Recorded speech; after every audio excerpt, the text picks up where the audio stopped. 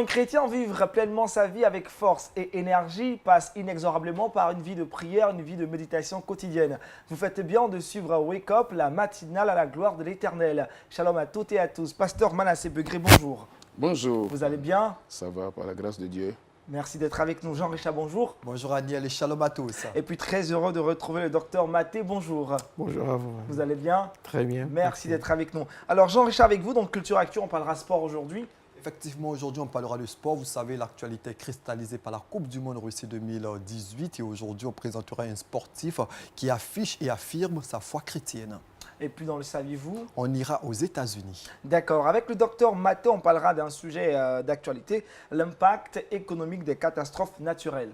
Tout à fait. Aujourd'hui, on se rend compte qu'il y a une accélération des catastrophes à travers le monde, que ce soit des pluies. La dernière fois, c'était un volcan qui a repris activité à Hawaï. Et ailleurs, ce sont des tremblements de terre. Donc, personne n'est à l'abri de ça. Mais quels sont, après l'émotion, quels sont les impacts économiques de ces catastrophes? Et on en parlera aujourd'hui dans cette émission. Restez avec nous. Mais bien avant, la parole de Dieu commence avec nous dans Wake Up et c'est maintenant dans Méditons ensemble.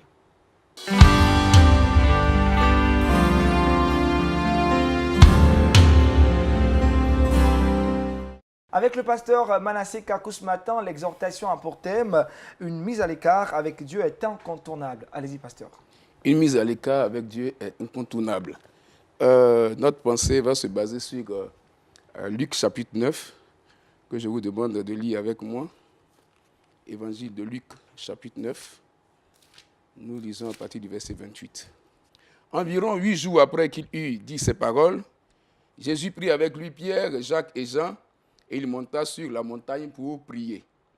Pendant qu'il priait, l'aspect de son visage changea et son vêtement devint d'une éclatante blancheur. Et voici, 2 hommes s'entretenaient avec lui. C'étaient Moïse et Élie, qui, apparaissant dans la gloire, parlaient de son départ qu'il allait accomplir à Jérusalem. Pierre et ses compagnons étaient appesantis par le sommeil, mais s'étant tenus éveillés, ils virent la gloire de Jésus et les 2 hommes qui étaient avec lui. Au moment où ces hommes se séparaient de Jésus, Pierre lui dit, « Maître, il est bon que nous soyons ici. Dressons 3 tentes, une pour toi, une pour Moïse et une pour Élie. » Il ne savait ce qu'il disait. Comme il parlait ainsi, une nuée vint le couvrir, et les disciples furent saisis de frayeur en les voyant entrer dans la nuée. Et de la nuée sortit une voix qui dit ceci, « Celui-ci est mon fils élu, écoutez-le. » Quand la voix se fit entendre, Jésus se trouva seul. Les disciples gardèrent le silence et ils ne racontaient à personne en ce temps-là rien de ce qu'ils avaient vu. Amen. Amen. Nous allons prier le Seigneur. Sa parole est inspirée et il faut sa grâce pour la comprendre. Notre Père Dieu qui est dans les cieux, nous courbons encore une fois nos cœurs devant toi pour réclamer le secours de ta grâce, afin que tu puisses nous éclairer, afin que tu parles à nos cœurs. Nous avons besoin d'avoir des orientations qui viennent de toi. Nous avons besoin que ta parole nous éclaire, afin que nous sachions comment marcher pour te plaire. Bénis donc cette exhortation pour la gloire de ton nom. Nous te le demandons au nom de Jésus. Amen. Amen. Cette histoire est intéressante dans la mesure où elle met en évidence la relation vivante, intéressante qui existe entre Jésus et ses disciples. Ici, principalement, la relation qui existe entre 3 de ses disciples, Pierre, Jacques et Jean. Le texte nous dit que Jésus a invité ces 3-là à aller avec lui sur une haute montagne. D'autres textes de l'Écriture parlent de la transfiguration. Sur cette montagne-là, Jésus a changé, j'allais dire, de forme au niveau de son visage et ses disciples ont vu sa gloire. Et ceux-là ont vu des choses extraordinaires et merveilleuses. Et concernant ce fait, cet événement qui eut lieu sur cette haute montagne, dans Matthieu chapitre 17, le verset 1er, il est dit ceci, précision importante, Jésus les prit et les conduisit à l'écart. Jésus les conduisit à l'écart. C'est donc à l'écart que Pierre, Jacques et Jean ont vu des choses extraordinaires auprès de Jésus, à côté de Jésus, sur cette haute montagne. nous croyons, en nous basant sur ces récits, qu'il convient que les enfants de Dieu, les croyants, puissent trouver eux aussi du temps pour se mettre à l'écart dans leur relation avec Dieu afin de découvrir de la part de Dieu des choses extraordinaires, des choses merveilleuses. Les croyants de façon générale, et j'allais dire les serviteurs de Dieu, les leaders spirituels en particulier, doivent se soustraire de leurs occupations quotidiennes, doivent trouver du temps pour se soustraire de tout ce qui peut les distraire, pour se concentrer dans leur relation avec Dieu. Et quand ils agissent ainsi, comme Pierre, Jacques et Jean, l'occasion peut leur être donnée de voir des choses extraordinaires et des choses merveilleuses. C'est parce que dans leur mise à l'écart, ils ont vu ces choses extraordinaires que nous trouvons que la mise à l'écart avec Dieu est incontournable. Elle est indispensable. Elle est même, j'allais dire, obligatoire. Elle est nécessaire.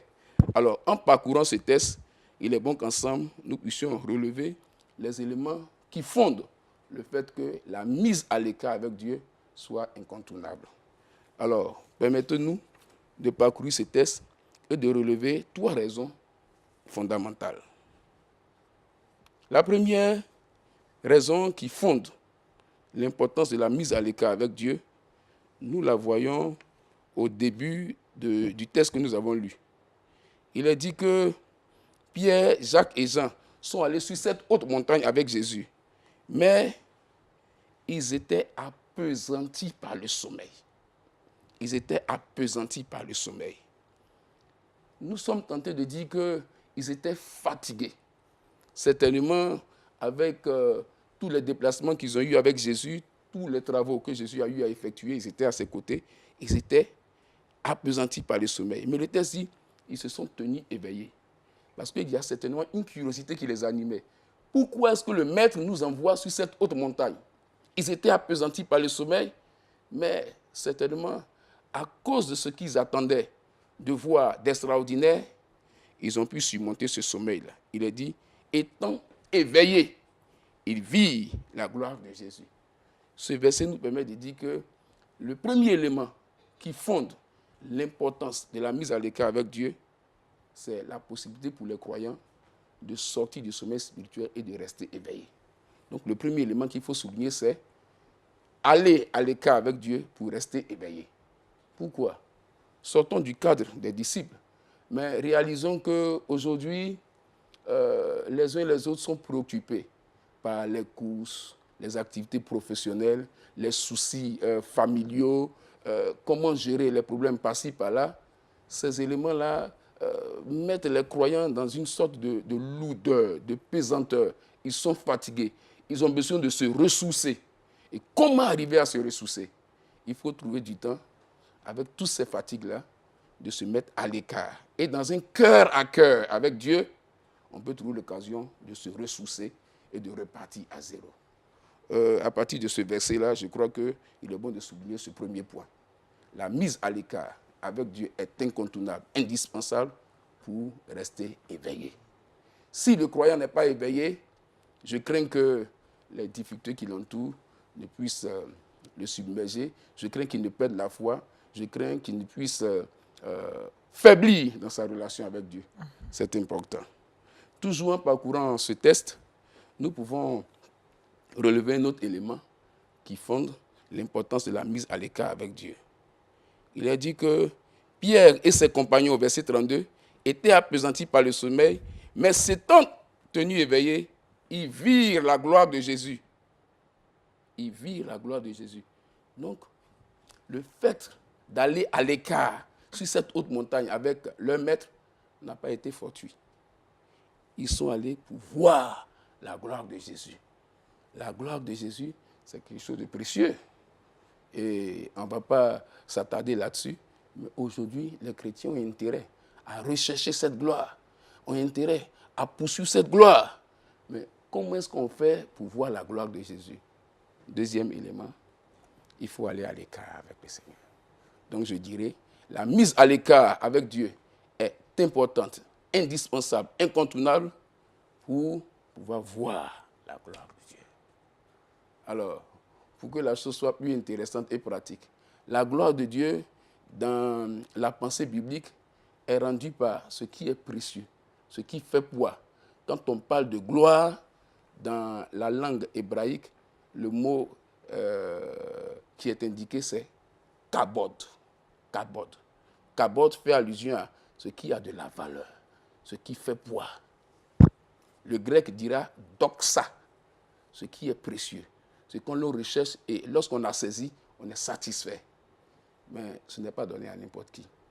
Pour voir de la part de Dieu ce qui fait poids, ce qui est important, précieux, qui satisfait l'homme, il faut se mettre à l'écart avec Dieu.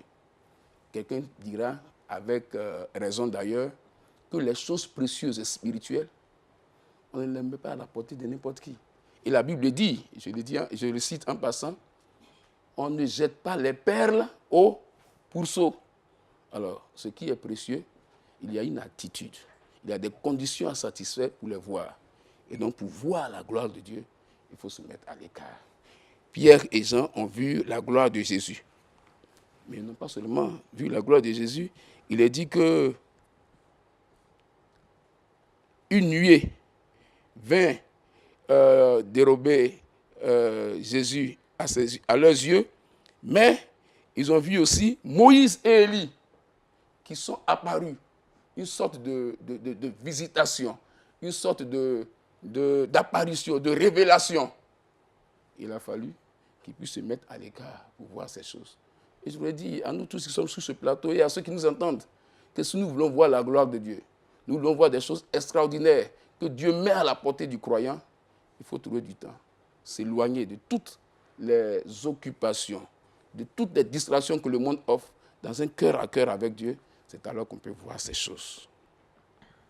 Le troisième élément, nous le voyons toujours dans ces textes, il est dit que quand Pierre, Jacques et Jean ont vu cette gloire, certainement ils étaient émerveillés. Alors c'est Pierre qui va prendre la parole, qui dit, Maître, il est bon que nous soyons ici. Dressons 3 tentes, une pour toi, une pour Moïse et une pour Élie. Ici, l'élément que je vais ressortir, c'est l'appréciation de la présence de Dieu. Pierre était en train d'apprécier le fait qu'il faisait bon vivre. Ah, nos 9 amis qui sont restés là-bas, qui ne sont pas venus sur la montagne avec nous, sont en train de perdre quelque chose de précieux. Nous, on se sent mieux. On dira donc que la mise à l'écart avec Dieu, avec l'Éternel, est indispensable pour apprécier la présence de Dieu. Apprécier la présence de Dieu. Ah, la présence de Dieu. Et je suis tenté de dire la présence de Dieu hier, la présence de Dieu aujourd'hui, la présence de Dieu demain. Nous en avons besoin. Jésus a déclaré ceci. Je suis avec vous tous les jours jusqu'à la fin du monde.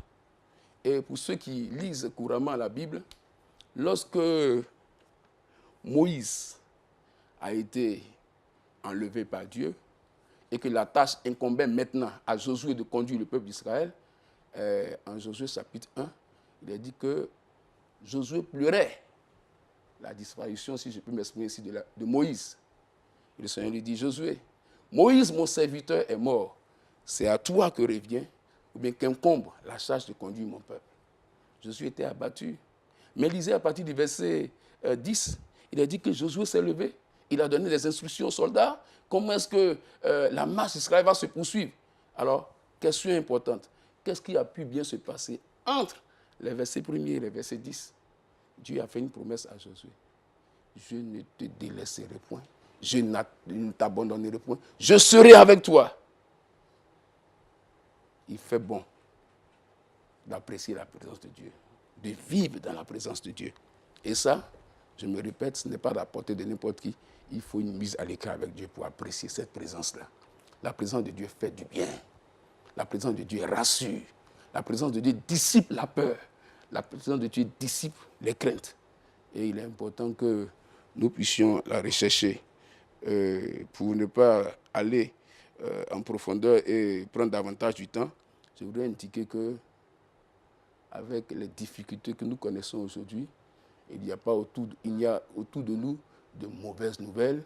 Et avec tout ce que nous voyons depuis que les pluies ont commencé, il est bon que l'on sache apprécier la présence de Dieu pour être rassuré. Mais comment on le fait? Il faut aller à l'écart avec le Seigneur. C'est important donc pour les croyants de chercher premièrement ce qui est de Dieu.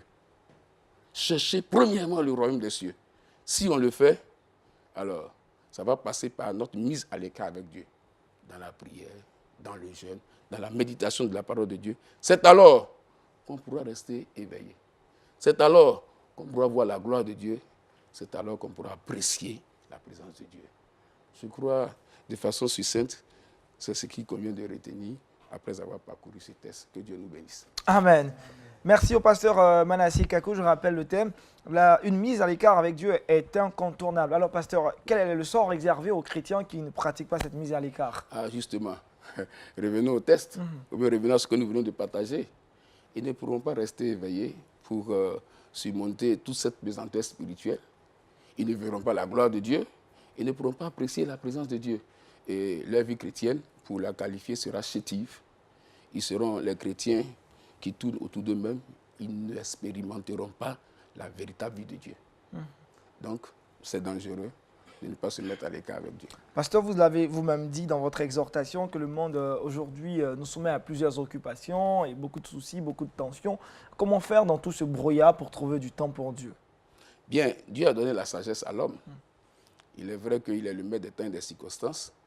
Dieu voudrait bien que dans la façon dont chacun morcelle son temps, il y ait du temps pour le travail, pour la famille et autres, mais il faut trouver du temps pour Dieu. Et c'est quand on est rigoureux envers soi-même, qu'on sait gérer son temps, qu'on fait la part des choses. Il y a un temps pour les activités professionnelles, il y a un temps pour des courses, être avec la famille, mais il faut privilégier le temps avec Dieu.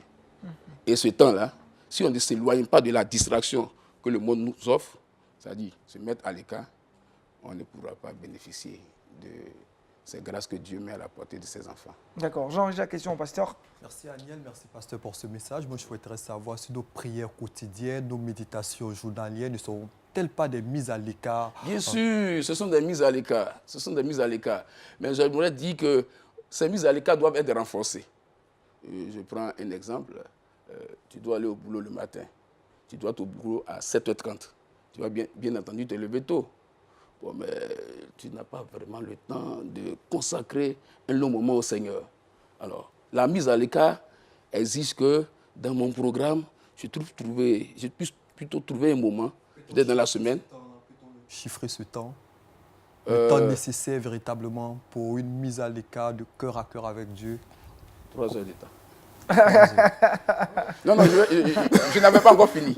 Alors, Ok, pasteur. nous sommes occupés dans la semaine, 2 semaines, 3 semaines, un mois passe. Il faudrait que je trouve un moment pour me ressourcer avec Dieu. Peut-être que le samedi n'est pas jour ouvrable. Je trouve l'occasion d'aller peut-être chez mon ami qui a un peu plus de calme chez lui. Pourquoi pas même aller prendre une chambre d'hôtel. On le fait. Une chambre d'hôtel. J'y suis peut-être de 18h jusqu'à 23h, de façon spéciale. Voilà la mise à l'écart. C'est vrai que nos méditations quotidiennes sont des mises à l'écart, mais elles ne sont pas renforcées. Elles ne sont pas renforcées. Et puis, il y a la distraction qui nous entoure. Quelquefois, vous êtes dans votre chambre en train de juste méditer, et puis bon, vous entendez frapper. Papa, j'ai faim, depuis la maman ne m'a pas encore servi. Alors, quand vous prenez un temps particulier, la mise à l'écart est intéressante. Vous allez dans un hôtel, de façon particulière, samedi. Je ne travaille pas le matin, donc vendredi soir, peut-être pourquoi pas, 20h à 23h, je me retire. Je vais absolument voir la gloire de Dieu. Je vais apprécier la présence de Dieu et je serai rassuré.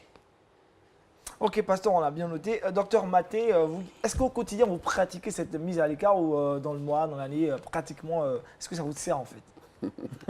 Bon, il faut dire que, comme vous l'avez souligné, même les chrétiens, on a, pour certains parmi nous, des emplois du temps qui sont super chargés.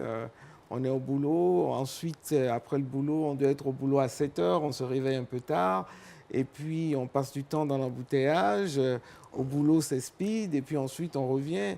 Et je connais des amis, malheureusement, qui arrivent à la maison à 21h, 22h, et on est très fatigué.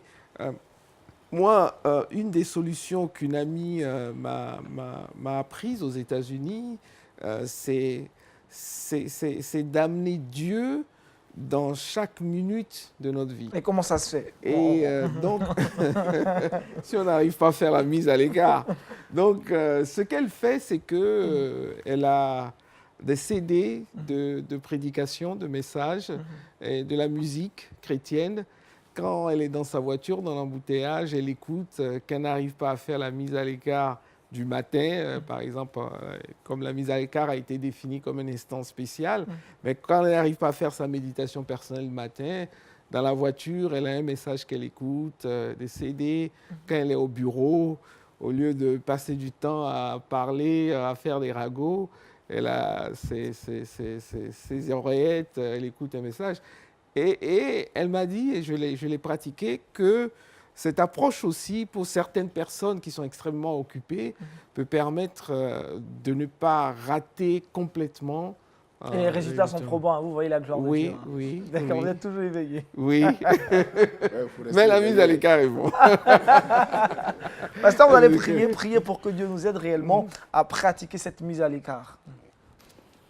À toi la gloire, notre Père, notre Dieu. Toi qui nous permets de comprendre ta parole. Nous sommes heureux parce que nous croyons que c'est ton esprit qui nous éclaire. Nous prions qu'après ces enseignements, tu puisses donner l'occasion à chacun d'entre nous de pratiquer cette mise à l'écart qui est indispensable, qui est importante, Seigneur. Dans ce temps de fin, nous avons besoin de te découvrir davantage. Nous avons besoin d'être éveillés. Nous avons besoin de voir ta gloire. Nous avons besoin d'apprécier ta présence. Seigneur, à la fin de cette méditation, nous prions que tous ceux qui nous ont entendus puissent se disposer à expérimenter cette mise à l'écart. Que sur ce plateau, nous puissions nous approprier cette mise à l'écart et que, Seigneur, les retombées positives soient aussi notre partage. Que ton nom soit béni parce que tu nous exauces en Jésus notre Sauveur. Amen. Amen. Merci encore au pasteur Manassé Kakou. L'exhortation de ce matin avait pour thème une mise à l'écart avec Dieu est incontournable. Retrouvons à présent Jean-Richard dans Culture Actu.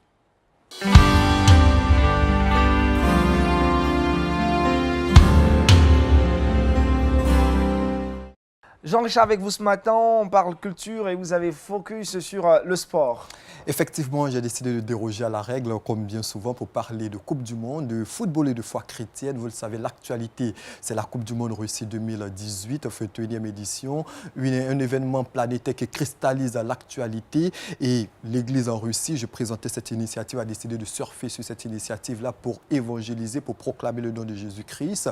Des églises au niveau de la Russie ont décidé de créer des fan zones, c'est-à-dire des zones où des supporters auront la possibilité de venir visiter, de venir regarder certains matchs de football. Et bien sur le terrain, il y a également des joueurs qui ont décidé d'afficher et d'affirmer leur foi chrétienne. On l'a vu dans les différents championnats, championnat de France, championnat d'Angleterre, championnat suisse. Ils sont nombreux, ces footballeurs aujourd'hui, ces vedettes du sport qui affichent et affirment leur foi chrétienne. Mais lors de cette Coupe du Monde Russie 2018, il y a également des sportifs qui ont décidé d'afficher leur foi chrétienne. Je cite pêle-mêle quelques sportifs qui, pendant cette Coupe du Monde, ont affiché leur foi chrétienne. Edinson Cavani, on le sait, l'Uruguayen qui évolue du côté du Paris Saint-Germain, Radamel Falcao qui est à l'AS Monaco, Igualo, l'international nigérien, Keylor Navas qui a remporté notamment la Champions League avec le Real Madrid. Il y a Alisson Becker, le portier de cette équipe brésilienne. Mais aujourd'hui, j'ai décidé de marquer un arrêt sur un Belge, Romelu Lukaku, qui évolue du côté de Manchester United.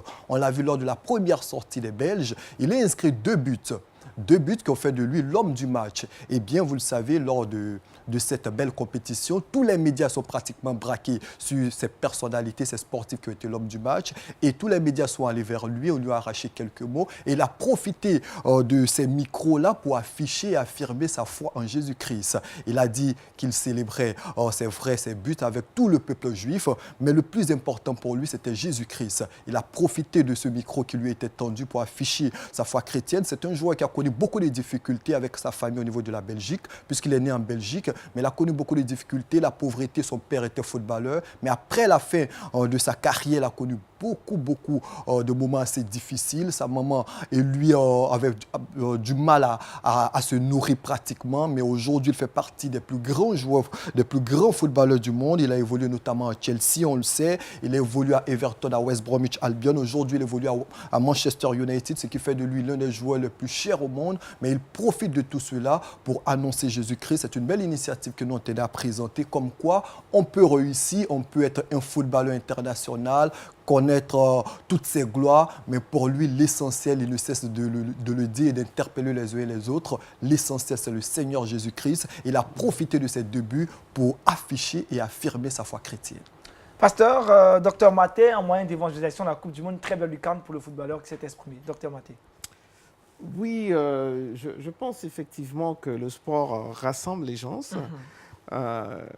Et c'est un moyen parce que pour les jeunes, parce qu'on l'a vu, les jeunes, et récemment, j'ai un ami qui a écrit un post sur le fait que certains footballeurs font de la publicité pour des boissons alcoolisées et on rencontre ces footballeurs sur des affiches en train de boire avec des jeunes. Donc, ces stars ont un impact sur les jeunes. Et si le chrétien à qui le Seigneur a donné du talent a cette capacité de dire aux jeunes, celui qui m'a donné le talent s'appelle Jésus, je pense que c'est une bonne chose. Une bonne chose. Pasteur, belle histoire de Roméo Lukaku. Bien, si ce joueur connaît la gloire, qu'il est aujourd'hui, si on peut s'exprimer ainsi, prisé, qu'il est vraiment chrétien, je crois que cela peut être dû aussi à de fréquentes mises à l'écart. Certainement. Parce que pour s'exprimer comme ça devant un parterre de micros, de journalistes... Non, ce n'est pas ça. C'est-à-dire, dans la pratique du football, la gloire qu'il connaît maintenant. Je ne sais pas si vous me suivez. Cette gloire qu'il connaît maintenant. Il a été dit qu'il a rencontré beaucoup de difficultés. Il vient de loin. Aujourd'hui, il s'en sort. Il ne cesse de parler du fait que cela est dû à Jésus. Mais certainement, il a eu beaucoup de mises à l'écart pendant lesquelles il a interrogé Dieu. Et donc, c'est le résultat. À propos, est-ce que les épreuves ne nous poussent pas à une mise à l'écart? Bien sûr, bien sûr. Pour sortir des épreuves, il faut beaucoup de mise à l'écart. Dans l'interview, Romelu Lukaku le dit, il tire sa force de la Bible. Chaque fois qu'il a la possibilité, ses regards sont plongés sur la Bible. Je pense que c'est véritablement un très bon moyen d'évangélisation qu'il a utilisé parce que tous les médias étaient présents, toutes les lucas lui étaient offertes et puis il a profité de cela pour passer son message. Non, on ne peut que dire gloire à Jésus-Christ qui permet ce genre d'occasion et toutes ces personnes qui le suivent savent d'où il tire sa force. Merci à Jean-Richard dans Culture Actu. On a parlé d'un sportif. On poursuit l'émission. Aujourd'hui, c'est lundi. On démarre bien notre semaine. Nous avons sur ce plateau de Wake Up, dans l'invité du Wake Up, le docteur Maté, avec qui nous parlons de l'impact économique des catastrophes naturelles. C'est maintenant.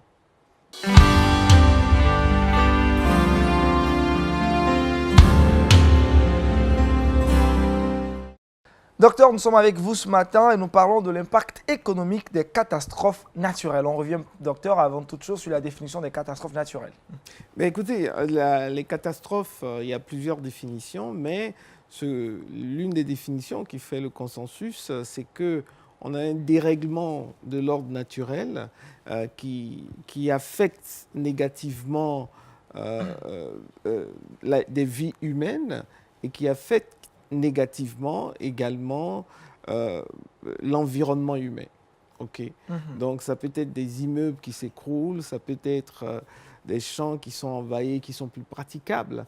Donc ce sont des événements qui affectent négativement la vie humaine et l'environnement naturel. D'accord. Et pratiquement, quels sont ces impacts-là économiques qu'on peut énumérer aujourd'hui?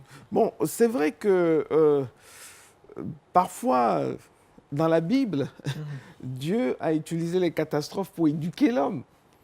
Et l'un des plus grandes catastrophes que Dieu a utilisé pour éduquer l'homme, c'était avec Noé. Le déluge. Le déluge. Donc, Dieu également, les catastrophes sont un instrument de Dieu. Et c'est pour ça, en anglais, généralement, dans les contrats commerciaux, on appelle les catastrophes « act of God ». C'est Dieu qui crée les catastrophes. Littéralement, les actes de Dieu. Ouais. Les actions de Dieu. Donc, c'est un peu ça. Donc, ce qui se passe généralement, c'est que le problème en Afrique, ce que j'ai constaté, ayant, disons, vécu dans plusieurs pays, le problème en Afrique, c'est qu'on reste souvent à l'état émotionnel. On est ému, mais après, on fait quoi? On fait quoi sur le moment et on fait quoi pour prévenir? OK? Et c'est ça qui est important. Et généralement, les sociétés occidentales sont arrivées à séparer l'émotion, n'est-ce pas, de l'action et de la prévention.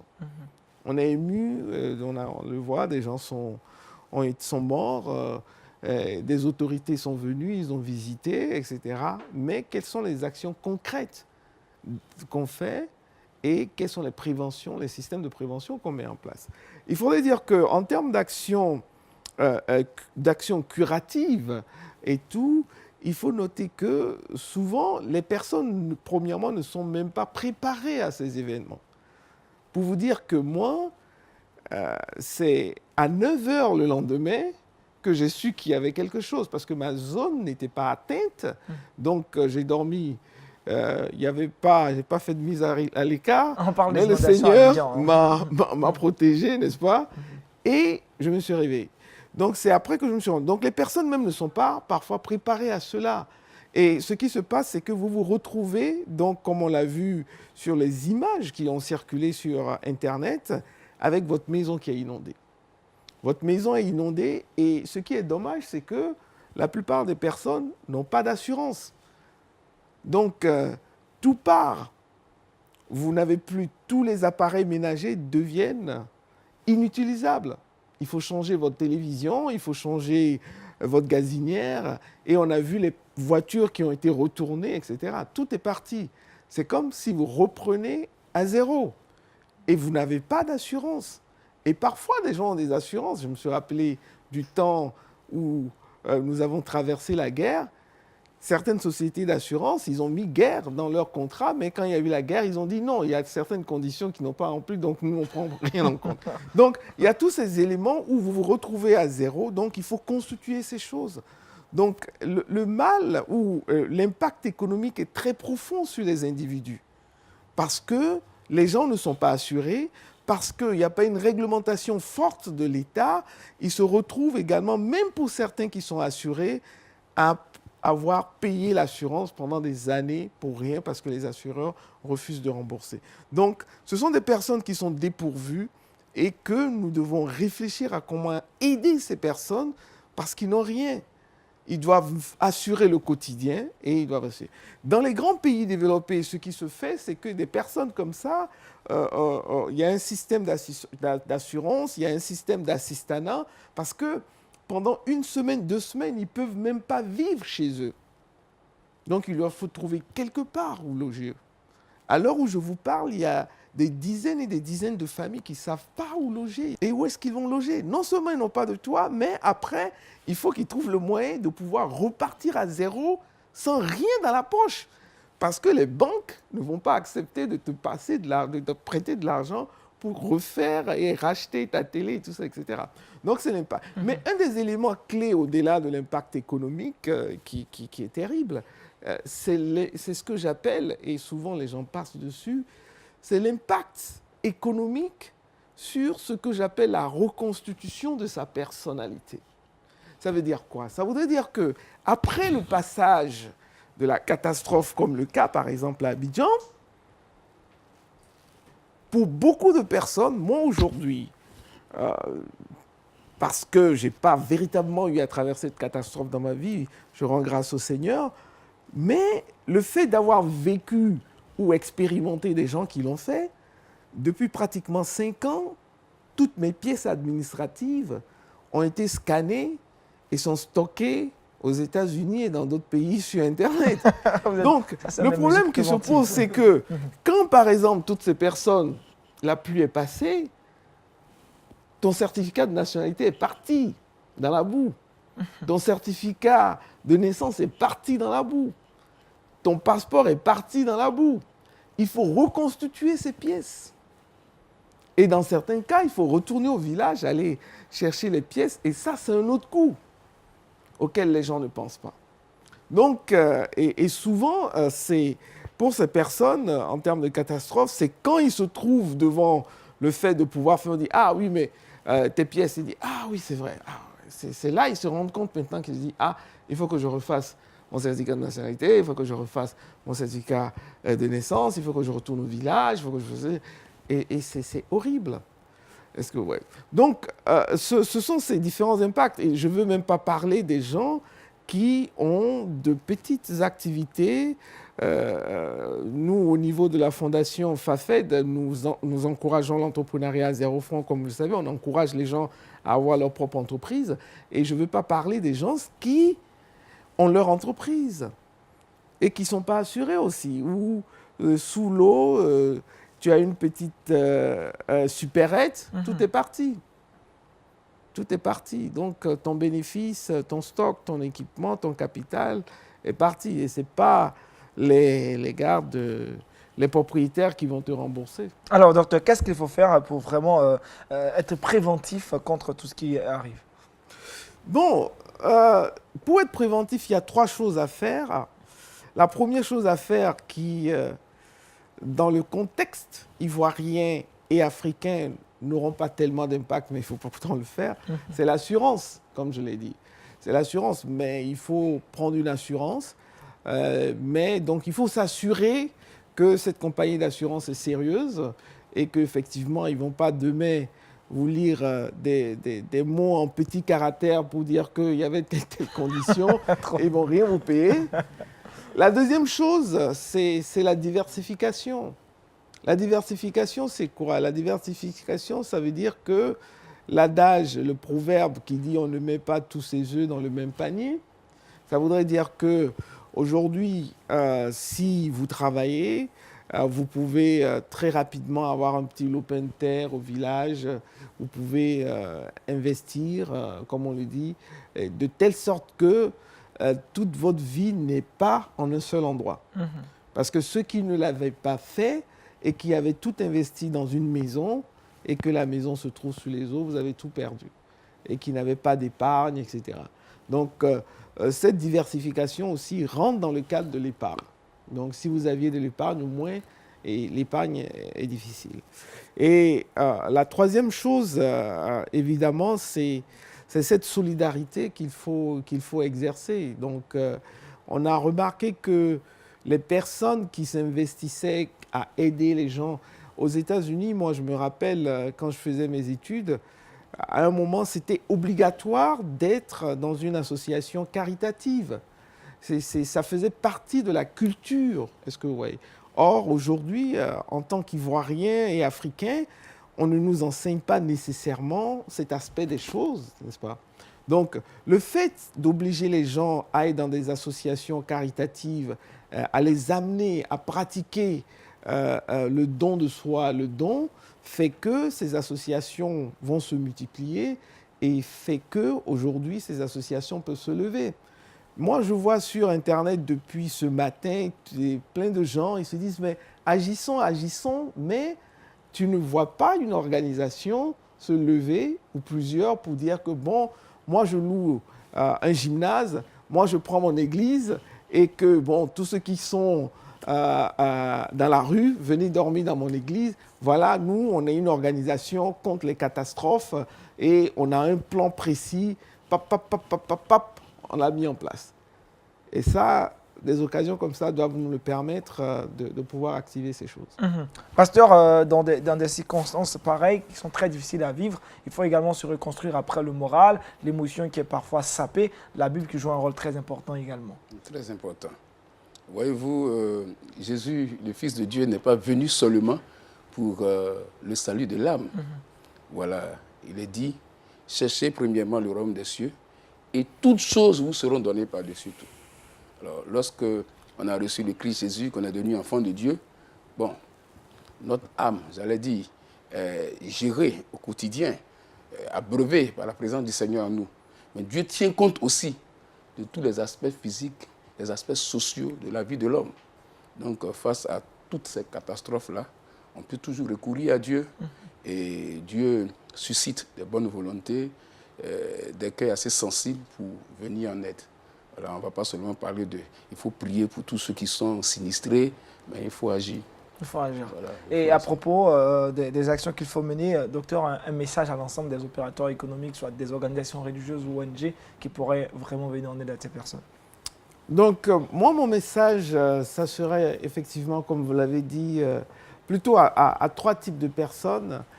Premièrement, aux églises, aux mosquées, à toutes les communautés religieuses.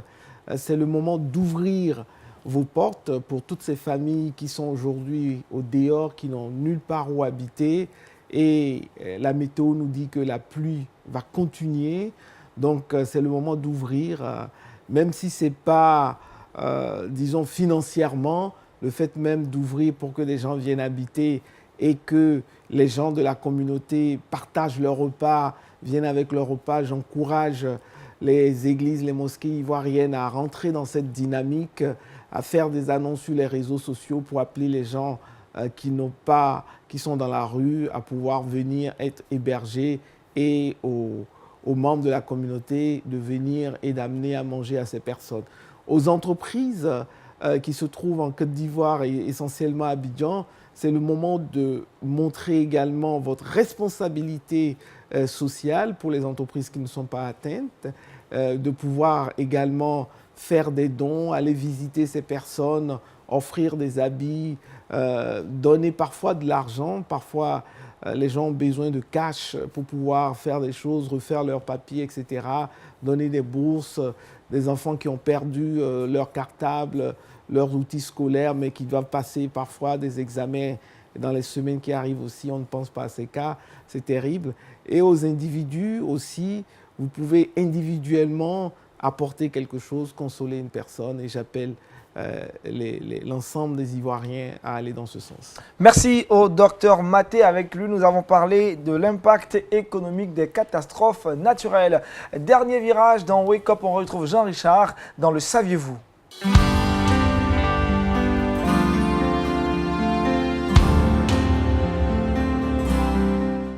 Jean-Richard, avec vous dans le Saviez-vous, on part aux États-Unis. Effectivement, Aniel, pour le saviez-vous, j'ai décidé de partir aux États-Unis. Vous le savez, aux États-Unis, il existe plusieurs moyens d'évangélisation. J'en ai présenté quelques-unes il y a de cela quelques temps. On se rappelle des boîtes de charité implantées devant différentes églises, permettant aux familles qui sont en souffrance de venir, pourquoi pas, avoir de quoi se nourrir. Parce qu'on sait qu'aujourd'hui, c'est vrai que les États-Unis sont un pays relativement riche, mais beaucoup de personnes sont également vivent des conditions assez difficiles, donc des boîtes de charité pour aider notamment ces familles. Il y a des églises qui ont décidé, on se rappelle pour Pâques, de payer le crédit de leurs fidèles. Pour Pâques, on se rappelle de cette église dans l'État de New York qui avait entrepris d'acheter, de repayer tous les crédits de ses différents fidèles. Et j'ai décidé de présenter une autre église pour son 10e anniversaire. L'église, c'est Liberty Campus of Victory Christian Center, basée dans l'État de l'Ohio. Pour son 10e anniversaire, cette église américaine a décidé d'offrir de l'essence et des vivres aux populations dans la localité de l'Ohio. Belle initiative, c'est une église qui se compose de 8 églises, c'est un ministère. Et bien, elle a décidé dans une station de service d'offrir de l'essence gracieusement à toutes les familles qui allaient passer là lors de cette journée. Belle initiative, contient à saluer plus de 200 voitures ont eu leur véhicule agrémenté d'essence, soit 30 €, 30 $, puisqu'aux États-Unis, c'est le dollar américain, plus de 30 $ par voiture, c'est pas rien. Donc, c'est une belle action, c'est une action assez surprenante, mais une action pertinente. C'est un moyen d'évangélisation assez subtil, mais c'est un moyen qui porte également du fruit. Pasteur, voici des actes concrets, docteur Maté, qui prouvent vraiment que le chrétien aussi peut être actif dans la société. Oui, Allez-y, pasteur. Il le faut. La solidarité, la fraternité, venir en aide à ceux qui souffrent, c'est aussi le lot de ce qui est attendu du croyant. Docteur Maté. Non, ce que je voulais dire tout simplement, c'est que souvent, je pense que le pasteur a touché à cela, Jésus a beaucoup évangélisé en donnant. Et le fait de donner à quelqu'un, et comme il a dit, il y a plus de bénédictions dans le donner que dans le recevoir. Donner à manger à plus de 5000 personnes, donner la santé à des gens, etc. Et le fait de donner indépendamment de la personne qui se trouve en face de nous, démontre que nous avons le cœur de Dieu. Et ça fait que la personne à qui tu donnes se trouve dans l'obligation de t'écouter. Et il veut alors savoir que tu démontres que tu es béni. Et Dieu, c'est le Dieu de l'abondance. Et il veut donc aller vers ce Dieu qui est capable de te donner de l'abondance, quelles que soient les circonstances, et de te donner un cœur. Et rapidement, et je suivais récemment quelque chose, et les gens disaient, ce qui a beaucoup touché dans le cadre de Gassama, le Malien qui a... C'est cette spontanéité à donner, parce qu'il a donné sa vie, et c'est ce que la personne disait dans ce documentaire. Il dit, c'est cette spontanéité qu'il a, où il n'a pas regardé sa vie. Et lui-même, il a dit, c'est quand il est arrivé au 3e qu'il s'est dit, waouh, je pourrais tomber, mais il a continué. Donc, c'est cet esprit de donner vraiment qui touche les cœurs. Et nous, en tant que chrétiens, nous avons cet esprit. Cet esprit de l'amour et du partage, du donner. Jean-Richard, le verset boussole. Le verset boussole, Matthieu 6, le verset 33 qui dit « Cherchez premièrement le royaume et la justice de Dieu et toutes ces choses vous seront données par-dessus. » Merci au pasteur Manassé Kakour, au docteur Mathé, à Jean-Richard, à toute l'équipe de réalisation de Wake Up. On a été très heureux de démarrer cette semaine avec vous. Restez toujours branchés sur Lumière du Monde Télévision pour des programmes très fortifiants et édifiants. À bientôt et que Dieu vous bénisse.